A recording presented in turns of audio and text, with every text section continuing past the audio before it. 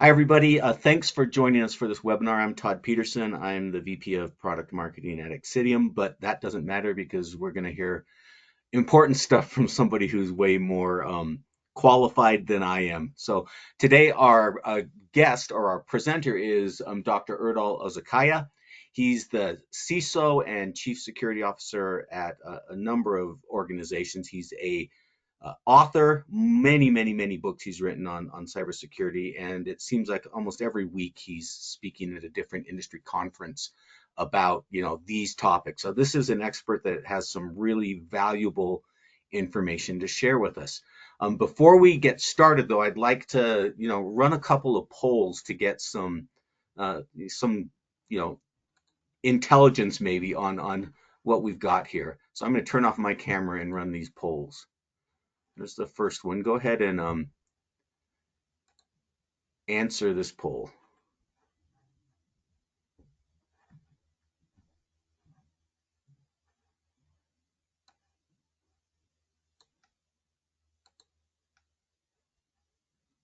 I'm going to launch it again. Can I see the poll? Yeah, I did. Okay, I'm going to do the second one. So the first poll, which I messed up, is what technology solutions do you use? Are you using EDR, MDR, XDR? Do you use the kernel level API virtualization that we have at Xcitium? But really, what I want to get is the second poll. What's your level of confidence in how effective your endpoint protection technologies and practices are? And we'll run this poll again at the end after Erdal has spoken to see if his knowledge has made you more confident, less confident, or kept everything the same. I can see that most everybody has a kind of a middling level of confidence. We got about a third, a third, a third at pretty confident down to somewhat unconfident. So that's what I would expect. But now let's talk about this. So I'm going to end the poll, and Erdal is going. I'll share the results so you can see it. And Erdal is going to go ahead and present to us. Go for it. Thank you very much, Todd. I'm just sharing my screen, and you should be able to see it right now. Perfect. Hello, Yep. everybody. I guess you can see me as well. No, you cannot. Now you should be able to see me as well somewhere. All right. Do I need to turn on the camera, or is it full screen? I don't know how you see me, but if it's okay, I can just continue. We're great. Yeah, All go right. for it. Why endpoint protection keeps failing against cyber attacks? I mean, you see it in the news. Thank you again for the introduction. I don't have to introduce myself. Those are my books. And I can proudly say they've been translated to multiple languages: Chinese, Korean, Russian, Turkish, Polish, German. But let's start. You all see in the news that nearly every week there is a big cyber breach, or you read the reports from Xcitium, from IBM, from Microsoft that most of the Fortune companies, organizations, or even small companies get hacked. But when we look at them, it's clear that they all have an endpoint protection. They use antivirus, EDR, XDR, MDR, but they still get hacked. What does it mean? It means their products, what they're using, is not doing the job. They either have limitations or they are not ahead of cyber threats. Okay, one thing is for sure: the escalating threat landscape. Cyber attacks are increasing in frequency and sophistication. Threat actors, ATPs, find always different ways to trick us. Sometimes it is via social engineering, sometimes it's via zero-day, or via AI. So they have multiple different ways, which you know some. When we look at the threat actors, I mean, you might have nation state against you, which is unlimited budget, which makes things harder to detect from a defender point, but they are not the only ones. Cyber criminals, they work in organization. Why do you see many ransomware attacks? Because we call it AKA, as known as cash collectors attacks, right? Hackers come, they encrypt your computers, they kidnap your computers, and they say, hey, you want your computer back? Yes, you have to pay the money. So they work in an organization like yours, with the difference. The difference is, while you work for a legitimate organization, they work for a cyber criminal organization. Then there are hacktivists. Who are the hacktivists? They get ideologically driven. They utilize the attacks to promote their own agendas. They usually use targeted attacks, but sometimes they can be annoying as well. Then the fourth threat actor, which is insider threats. You all know about Edward Snowden, right? He used to work for NSA.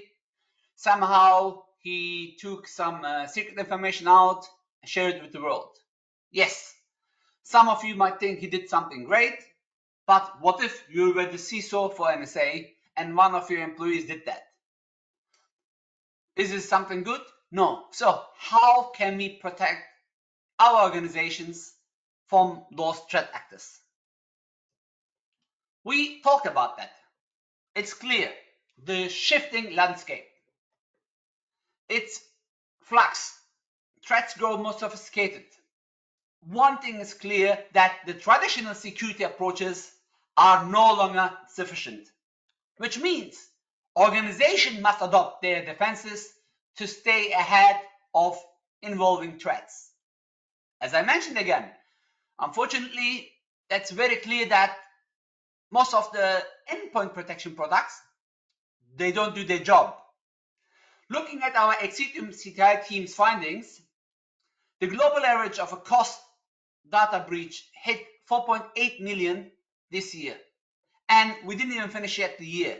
We have another 50 days to go, and this is already 10% jump from last year.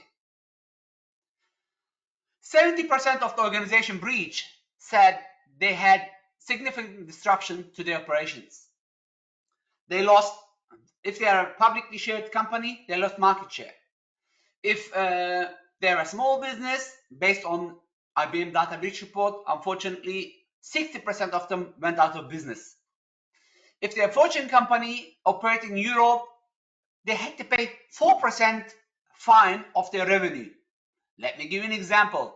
Few years ago, British Airlines had a small incident where only 1,000 of their frequent flyers were infected. Not infected, sorry. And the cost of the fine was more than 200 million euros. What I'm trying to say is, sometimes a small incident can cost big bucks. When we look again at our summary, we see 68% of the breaches involve a human element. This could be an insider, this could be a misconfiguration, or this could be someone clicking on a link. The cyber breaches, as I said, costing 4.8 million means it costs an average organization $13,000 per day, $557 per hour, or $9.28 per minute. So every minute you're down, it is not just pressure from outside, but also from inside, from your bosses, from your management. So what can you do? We don't have to reinvent the wheel. If we want to know the future, we have to look at the past. And this is a famous saying which I truly love from Albert Einstein. So if you want to protect your organization, if you want to learn something from this session, I would highly suggest you keep an eye what is happening outside in the wild. What do I mean with that? I mean, look at the events. Look which is happening. You don't have to be publicly involved. You don't have to be involved. You have a proper cyber threat intelligence where you can look at the signatures of the attack vectors and learn from them. Look, those attacks happened last year. I'm not going to go to the details, but we all recommend usually, hey, you know what? Use complex passwords. And I know it has changed this year. the recommendation has changed that we should not change via NIST, but forget about this. Most of us use password managers like LastPass. Just imagine they get hacked, and they were hacked actually twice in the last few years. Or MGM. Just imagine you go to a hotel. You going to a hotel means you give your password, or if not, if you're an international traveler, passport. If not, your ID, your credit card details, they know exactly what you ate if you do room service. If you remember for casino, how much money you spend in a casino. So sometimes they know much more things than yourself about you, because maybe you don't know how much money you spend in a casino in the last few years, but if you're, let's say, Go player and MGM knows exactly how much you spend. What I'm trying to say is, so does the hackers. Now, forget about the impact side. Now, let's put our cyber defense aside. MGM Resort, they had more than $100 million in expenses to come back online. I'm not even talking about the mess of the customers, which they wanted to check into the hotels. Or, the casino players could just go to another casino. It was an issue, I guess. But the publicity, the fines, they were not included in this $100 million. Okta. Who's Okta? Okta is an identity management provider, probably the biggest after Microsoft Active Directory. They experienced a security incident impacting some customers, not even all of them, highlighting the importance of multi-factor authentication. MUID, I don't know if you know MUID, it's an open source software, now part of Progress. They had a zero-day exploit, and unfortunately, hackers used it. As a result, many government, public, and business organizations worldwide were affected, including New York City's public schools, UK-based HR solutions, and British Airlines again. So sometimes you are a customer of a hotel, you get breached, you are affected. Sometimes you use a software, there is a breach, you get affected. But all this is highlighting one thing. Those who do not remember the past are condemned to repeat it. Remember, I started with Einstein saying, if you want to learn the future, look at the past. So we have to learn from this. Unfortunately, many of these organizations, they don't go ahead and publish which endpoint protection they use. As we don't have a cyber transparency in the market. I can proudly say that our founder, Meli Abdahayoğlu, is a big advocate of cyber transparency. What is cyber transparency? Basically, telling the public, hey, you know what? Company A has been breached and they were using our product, and this is A, our fault because we couldn't detect the incident, B, end user fault because they didn't install the components, can happen, or C, whatever. Looking at all those attacks, going back to the topic, there is one thing for sure. Endpoint protection did not do their job. Of course, this could be a 0-day in a switch. This could be a Windows 0-day. I'm not talking about those kinds of attacks. I'm talking purely about endpoint protection attacks. 2024 is a year marked by significant cyber attacks, and it impacted various organizations. Looking at publicly disclosed incidents, there is more than 30 billion records breached so far in just 8,839 publicly disclosed incidents. So just imagine, from 8,000 incidents, 30 billion records breached. When you look at the details, which they call mother of all breaches, many of the organizations that you probably are a customer of or a user of, like MySpace, Twitter, Adobe, MyFitnessPal, and so on, are affected by those attacks. And it's not just affecting them, it's affecting you as the customer as well. If you're a Bank of America customer, for example, They had a major data breach this year, and unfortunately, we were the one who were affected again as their customers. Or when you look at AT&T, they had again a data breach through a third-party cloud vulnerability, and our data, together with their data, was breached. TeamViewer. Who never used TeamViewer? I hear that. I know we have some Ethereum customers here. I know you don't use TeamViewer because you use Ethereum, but I'm asking who never used at least once TeamViewer. They also verified a cyber breach.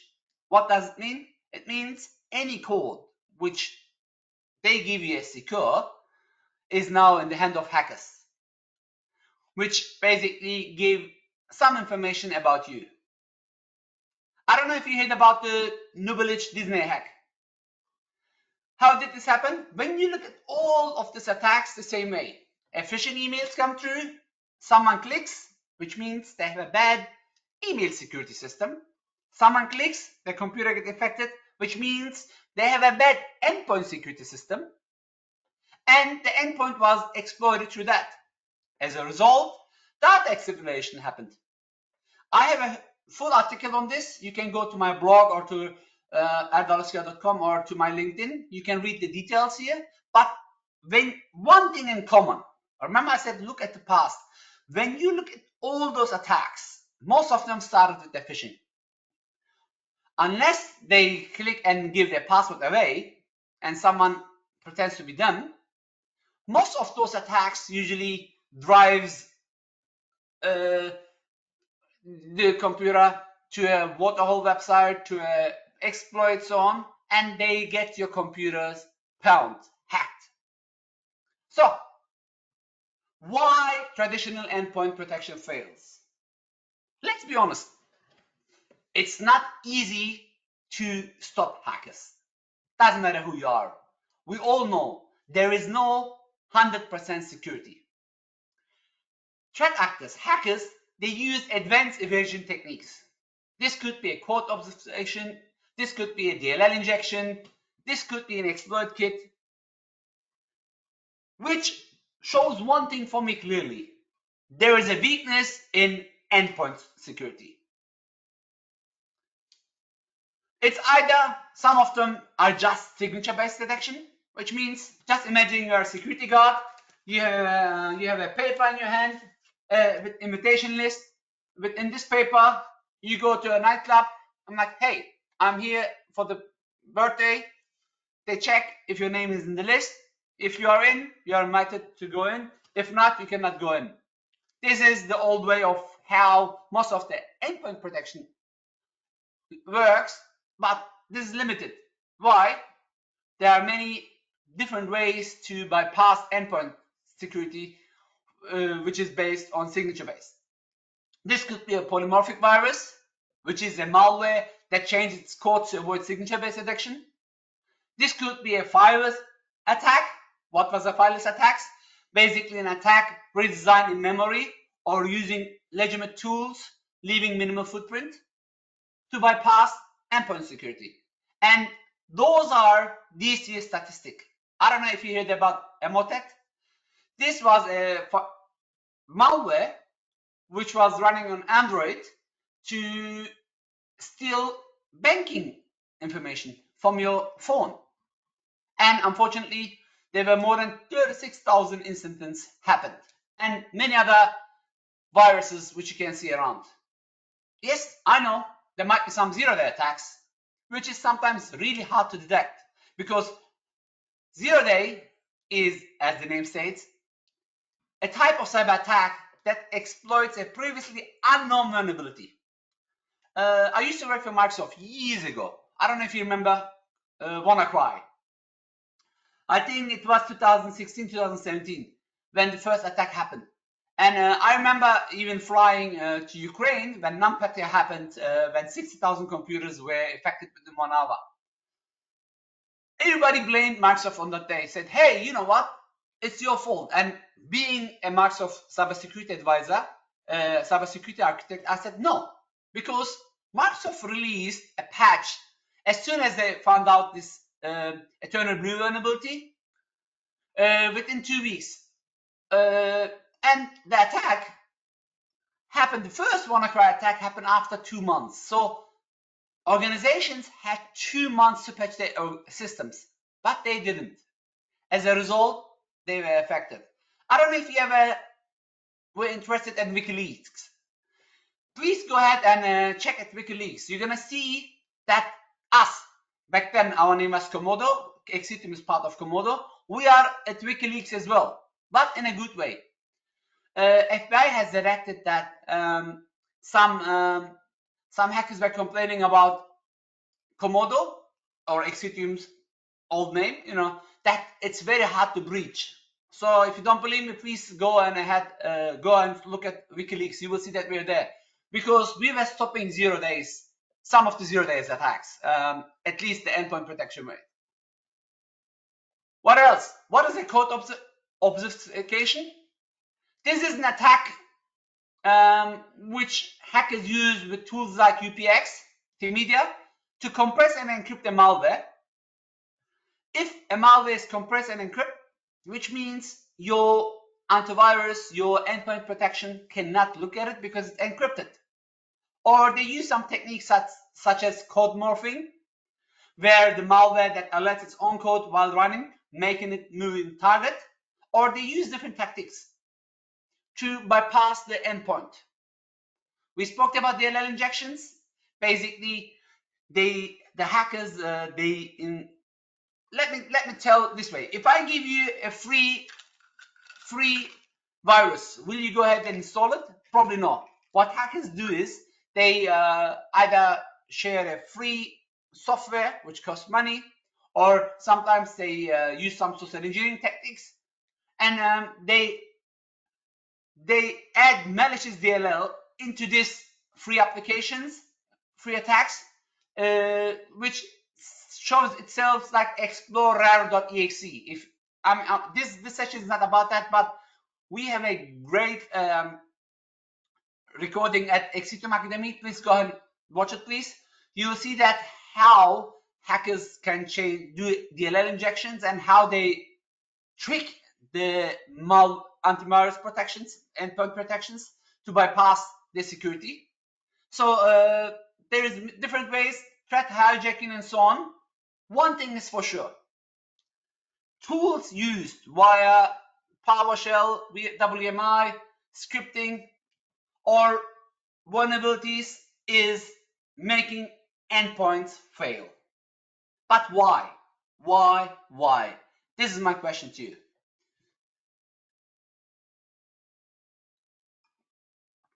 I can give much more examples, but one thing is for sure. Whatever protection we have, hackers find techniques to evade that. Your EDR, even with your SOC. I remember when I was a CISO for a global bank,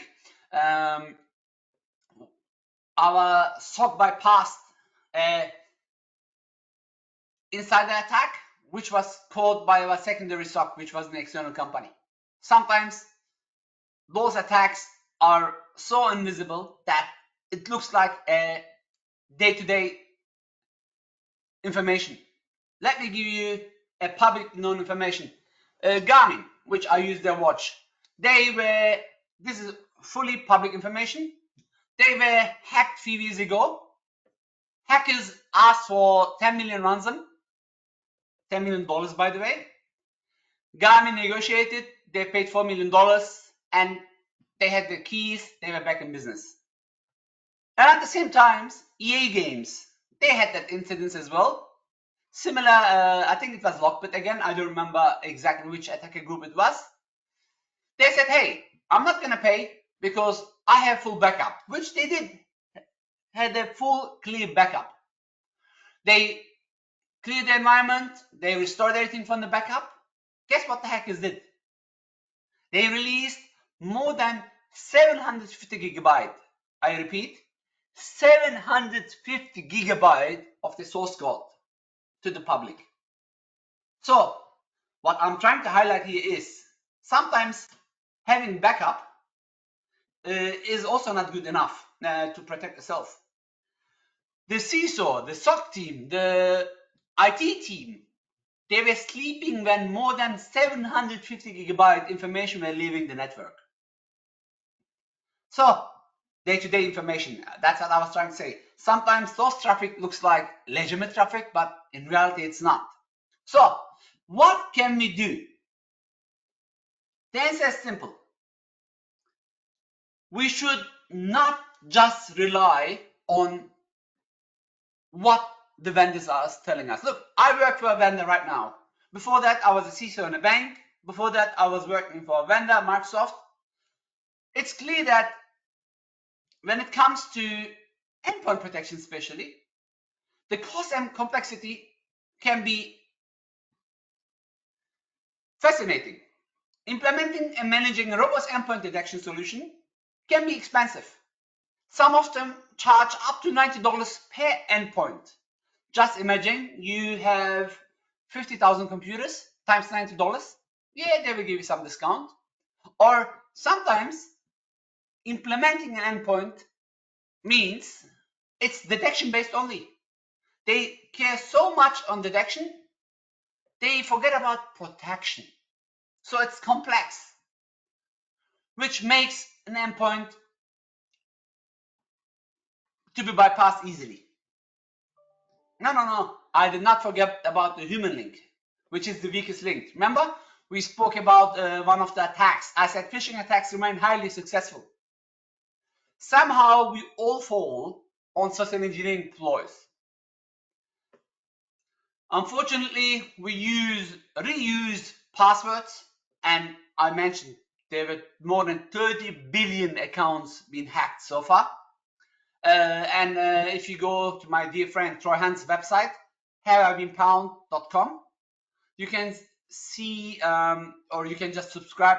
You will receive emails, see how many incidents happens daily, or this is still happening. Sometimes accidental data exposure is also common. What happens is an employee puts a dump in a GitHub where hackers look at the dump and they steal the memory, the passwords from there. So what I'm trying to say is there is still a human error weakness here. Putting all these issues in front of us. Now, as a security expert or as someone who wants to stop those attacks, we want to find mitigations. What are the mitigations? How can we make an endpoint more secure and minimize the attack vectors? First of all, I'm repeating again. It's clear that traditional security is failing miserably. Close to $10 per minute cost in cyber breach. $4.8 billion. As I mentioned a few seconds ago, detection is not protection. Detection does not prevent damage caused by a cyber attack. If you don't believe me, here are the figures year by year. Remember, 2024 so far it's 4.8 billion. What do we do as Xcitium? We look, before we go there, protection prevents a cyber attack from happening. Remember I said detection is not protection? We have to find a way that we look at the damage and it gets eliminated. How? First of all, as soon as a malware hits, you have to ensure that your endpoint protection analyzes it. How? This could be signature-based, this could be AI-based, this could be many different ways, which many traditional endpoint protection companies do. And some of them do it very well. That's why they're at Gartner. That's why they are leading the market. But one thing they cannot do, which is patent to us, is containment. What is containment? Containment is a core level zero-level virtualization which protects against all unknowns. What do I mean with that? When we look at today's cybersecurity structure, we see three ways. One of them, I think I'm just going to talk about it here. I'm going to come back to the slide. Let me talk about those containment strategies. First of all, everybody can block known bad. Why? Because known bad is, as the name says, bad. You just block it. You can use any simple antivirus, the free ones. Most of them have EDR on it. They can just block it. But what about unknowns?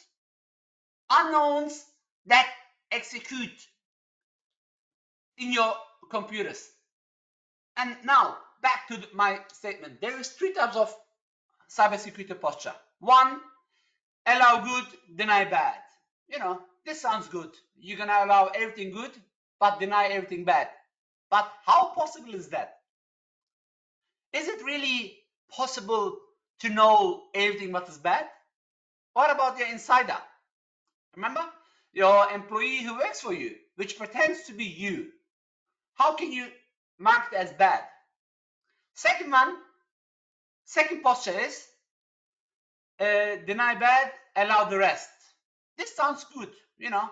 You're just gonna deny the best, which most of the antivirus companies do, and you're gonna allow the rest.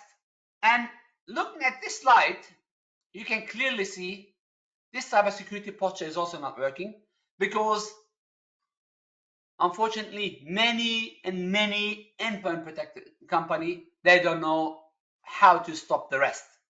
And third posture, which we are using, is allow good, run everything else through ASR, which means put it in a containment in real life, in real time, without having any virtualization sandboxing capacity. Run it in a virtual environment. If it's bad, close it so your computer doesn't get affected. If it's good, allow it, no problem. That's exactly what we call containment. So what if let's assume you use your own developed software, which is unknown by us. So it might run containment and it might be flagged as unknown. Then it will be sent for investigation. This could be in your own team. They will look at the details and will say, hey, you know what, this is our own exe, let's mark this safe.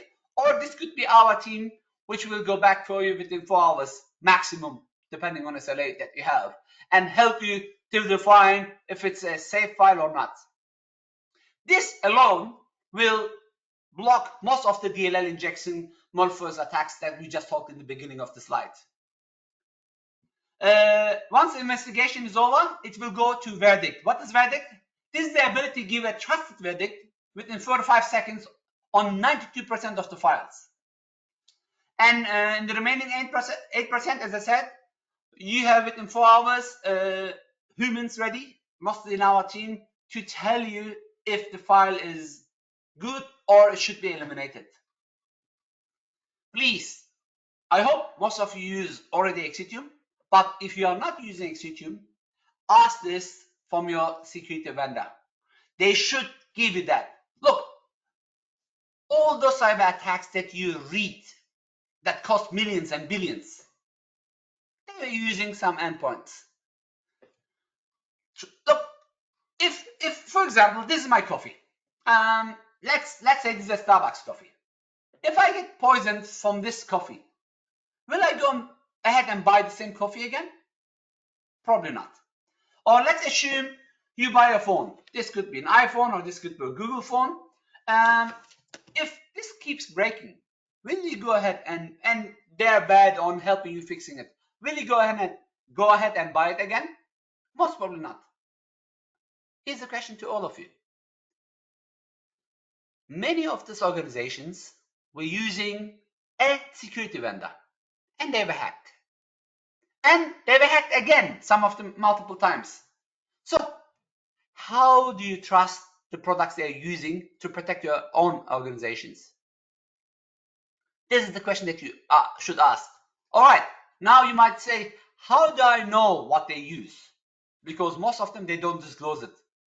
Simple. You're going to go look at the organization. They disclose this information. And I can say proudly that we are one of them. Remember, I talked about cyber transparency. If you just use your search engine and go to our website, or just use Xcitium Cyber Transparency, you will see we publicly state that disclose any possible incidents that we had so far, and I can say probably zero.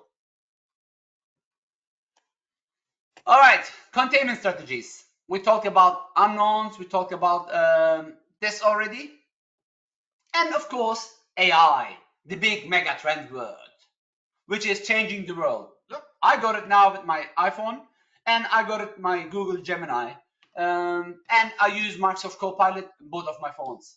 Artificial intelligence is there as a permanent guest. Most of the security vendors started using it, but I have some bad news. Most of the threat actors are using it, as well. Stating that, please ensure that your endpoint protection has AI support. It learns, it has ML and deep learning as well. This is now a must, right? Again, ensure that your endpoint protection has behavior-based detection. What is behavior-based detection? Let's assume, from my English, you can clearly hear that I don't speak it perfectly. But honestly, this is not my fault. Let me tell you why. I was made in Germany by Turkish parents. I was born, grew up in Germany, lived there 18 years, then moved to Australia, lived there multiple years, then moved to Dubai, lived there multiple years, and last 3 years I'm here in the US, and this is what's coming out. So this is a normal behavior to me. But let's assume I drink and get drunk, and my English is gonna be even worse. You can tell easily that I'm drunk. When you look at cybersecurity products, your antivirus should be able to help you tell that there is something wrong with the behavior of this software. If you install a software and it starts to connect to multiple external locations, start to share information, it means there's something wrong with the software. Or if your organization, remember I gave the EA Games example. If while you think you have a secure antivirus endpoint security in your environment, and there is 750 gigabyte traffic leaving slowly your network, especially at nighttime or the weekends, then there's something wrong with the behavior. So you have to ensure that your endpoint protection has also behavior analysis. What about the rest? So you have AI, you have behavior analysis, you have containment, and we are the only one who has containment because it's patent to us. But I can hear that some of you say, what about sandboxing? Yeah, you might say sandboxing is similar to containment. In reality, it's not. Why? Let me tell you. Sandboxing is basically just application whitelisting, where it allows to run some application based on the rules, where with us, you can run anything and everything. Anyway, we will talk about this later. What else should your endpoint protection have? Threat hunting. Threats are there, and they are not going anywhere. There's thousands and thousands new malware released to the world every single day. And sometimes even your endpoint protection detects it. You should be able to see how many threats you receive, how many have been blocked, and how many been go through. Or remember I said you should have a proper CTI, cyber threat intelligence. Let's assume a cyber breach happened in an organization in New York. You should be able to look at their signature, or attack vector, and see if the same threat is in your organization. How can you do that? Via threat hunting. So ensure your endpoint protection gives you threat hunting and some incident data search and investigation opportunities. With this, you can see what happened, where it happened, how it happened, when it happened, maybe by who it was done, why it was done, and more importantly, it will get you to the root of the cause, and hopefully help you to eliminate it. And as I said, the usual should be there, like AI, ML, heuristic, behavior analysis, EDR, and etc. Before I finish, I would like to highlight one more important thing. Looking at all these attack vectors, looking at what's all happening. Yes, I'm fully aware that right at the moment, hackers are like or threat actors are like the front wheel of the bicycle. They are at front and we follow them. If we don't change our cybersecurity thinking, if we don't build the right strategy, we cannot protect our organizations. My last example before I go to Q&A. Just imagine three aliens wants to evade the world. They talk within each other. Alien one says, you know what? It's simple. Let's steal all the food from the world and humans will die within 40 days. Max. The second alien says, you know what? Why steal all the food? Let's get all the water out of the world and humans will die within a couple of days. The third one says, don't worry about that. Let's get all the oxygen out from the world and then the human will die within 2 minutes. What is the oxygen for a malware? Just think about it. How does a malware, a 0-day, or you name it, a ransomware, fileless, fileware, is affecting your environment? Simple. It is affecting you via write permissions.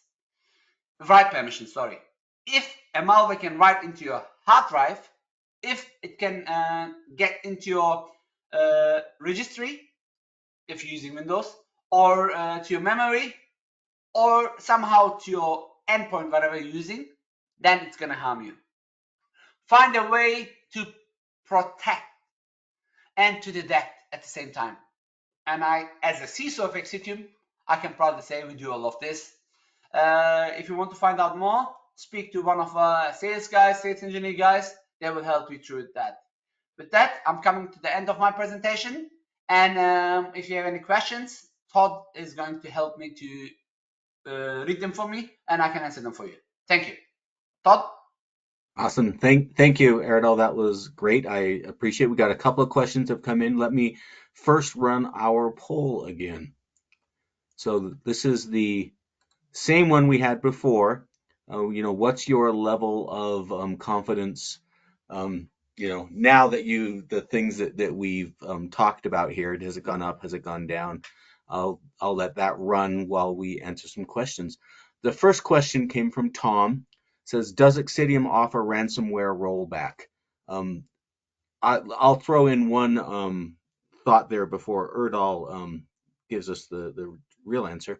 But any of our customers of MDR, managed detection and response, um, incident response is included in that price. You're not paying extra for incident response. It's all built in. So most other vendors are going to charge you extra for incident response. We're not, because we're so confident that the incident won't happen. If it does, it will we'll be there, and it's just part of the subscription to the service.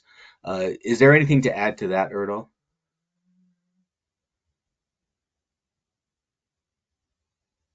Probably not then. Okay. Next question from looks like Martigine. If your endpoint is that good, why is it not ever mentioned in Gartner, etc.? Let me expand that question. Or Forrester reports. Bottom line is it's not mentioned because it doesn't fit the box that those reports uh, do. Most of those are driven by customer requests. We're a fairly small, fairly new player, and we approach it differently. So we don't fit in the box of what their an EDR is defined as. I assume if we were in there that our technology would come across very, very well. Our market presence would not. We're frankly not that big. We're hoping to get bigger. But, I think the proof is really in the pudding. If you know, get a demo, look at what we're able to do, and you'll be able to see that there's some real differences here from what you may be used to. Oh, Um, this applies for everything. yeah, Look, I yeah. guess you have a car. Is it brand new or did you buy it secondhand? Todd, I'm asking you. I bought it secondhand. All right. How did you buy the car? Did you just like it and pay the money and took it, or you looked at every details, look at the service history, maybe took it to a mechanic to double check? Yeah, that one. That one, right? So you do it when you're buying a car, or when you go to a shoe store, when you buy a shoe, you go in it, you try it, even though you know your shoe size. But sometimes it's, even though it says one size fits all, doesn't really fit all because the cut could be different. What I'm trying to say is to help you to answer that question. There is no vendor who's going to tell you that, hey, I have a bad product. Or it might be really good product, but it might be not the right fit for you. Go and do a POC. Test the product and compare it with others. Is that brand which charges $89 worth the money? I mean, if you want, do you really want to have an update which causes 8.5 million computers to shut down for days, for minutes, whatever? And if you don't believe me, go ask Delta Airlines what they feel about that product. Or you can pay maybe 1/10 of the price. I really don't know how much we sell it, and get the same protection but better customer support. This is really important. Those are important questions to ask. I just wanted to give this as addition to your answer. Yeah, awesome. Thank you. The next one comes from Benjamin. Is containment your own technology? Yes, and it's actually patented. It's Zero Dwell Containment, I think, is the brand that we put Correct. under it. We But have it's, patent. yeah, kernel level API virtualization is kind of the thing. But yeah, it's patented, and we're the only ones that do it. From Rick. I use Xcitium. I have EDR included, not managed. Where can I get information on settings as it is just set to alert right now? From us, get your customer relationship manager will happily help you, get everything right. We're here to make sure that you're as successful as possible. Anything to add to that one? No, no. I mean, go to Microsoft. No, no, just kidding. Of course, we are there to help. Yep. All right, another one from Tom. What's your price point for 20 nodes? I don't know. Erdal, Same to here. you. I think it's generally less than what you would see from others. Lewis asked, who would you say is your closest competitor? I think probably just your standard EDR vendors. We run across your CrowdStrikes, your Sentinel ones, etc. But it's not necessarily an apples to apples comparison. We're solving the same problem. We're solving it in a different way that's much more effective and far-reaching than them. But I would say that's who we run across most often is those just standard EDR vendors. Any thoughts on that, Erdal? Can I do another analogy here? Let's Yeah. say I want to give you a free car, a free Bentley. Would you be happy? Free Bentley Yes. or free Bugatti, even better. Yeah. All right, but you are responsible of maintenance cost. Fair? Yeah. But do you really think the roads? I don't know where you live exactly, but here in New York, is it really suitable for a Bugatti, which is very low? Or let's say you have two kids. Is this a good fit? Is this really the best car for you to drive as a family? No. So the answer of a best antivirus, best closest vendor is really not the right question to ask. Um, this could be the smallest that you can think, like I don't want to mention the names, or the biggest that you can think. I think the best is the closest who can provide what we can provide, and nobody can provide containment. That's why I believe, as a CISO, and again, I'm not in sales, we are on a different level. Please see and try it for yourself. Will be my answer. Thank you, Todd. Yeah, awesome. So next question from Lewis. How can Xcitium help with an environment already infected or undergoing a cyber breach/attack? I can take it if you want to. Yeah, Uh, as soon as we have some already we have some tools which is totally free to available. You can just download and start install our software, and as soon as you install it, it will go and find many. I mean, there are many instances happened early this year. Another antivirus company, which were unfortunately which failed to protect, or fortunately for us, they had, we gave them access. Erdal's team, and back then we had someone else in head of SOC. They went in, they installed our product within an affected environment. Sometimes it's not possible. If it's ransomware, it's been encrypted, you cannot do much, okay? But if you can still install some software, or we have some tools to scan offline as well. If you can run them, as soon as you install it and it will start to scan, you will see that it will find those issues already. But again, it all depends on the attack type you have. Remember, I mentioned NotPetya. What was NotPetya? I was in Ukraine when the first attack happened. 60,000 computers were brick, basically black screen. There is nothing which you could do unless reinstall everything from scratch.